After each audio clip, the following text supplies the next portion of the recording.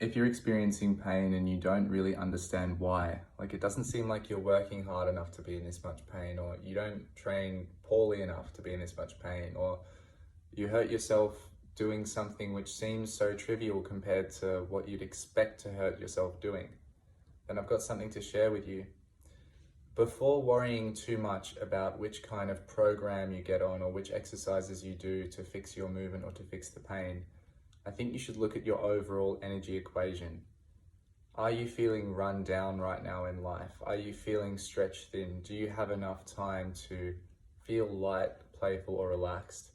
Because one of the things that pain is a threat detection system, which gets activated when your nervous system is overstretched, when you're asking too much or trying to process too much at once.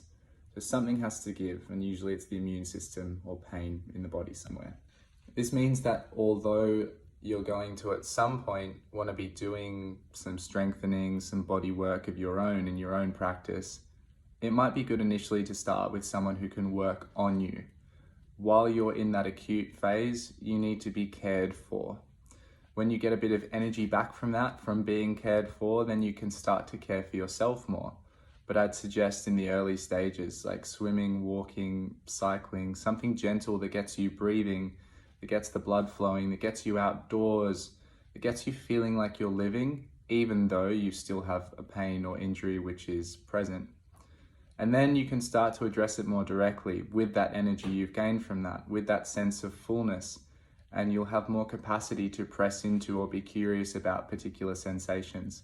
But if you try to force any of that too early, you'll just be going back into the same pattern of overstretching yourself and then having to recoil to recover. Ultimately, when you have an injury or a painful experience, it's not just physical, it's not just mental or emotional, it's felt through all of you. You don't question or second guess that feeling when you're having it and try to identify whether it's mental or emotional, and it wouldn't even help you to do so. So we need to apply this same whole being approach to resolving pain. And that means looking at multiple layers. It means approaching pain from different angles, being curious about the role of the mind, the role of the emotions, the role of movement, the role of mechanics, and also behavioral patterns. Especially with chronic pain that sticks around for a while, it's likely that you're doing something unconsciously or making a choice unconsciously, which is putting you in a painful or injurious scenario. You're repetitively stretching yourself too thin, and you're doing this to fulfill some kind of need that you haven't identified yet. And only once you realize you're doing that can you then take a more fulfilling and less painful path forward into growth.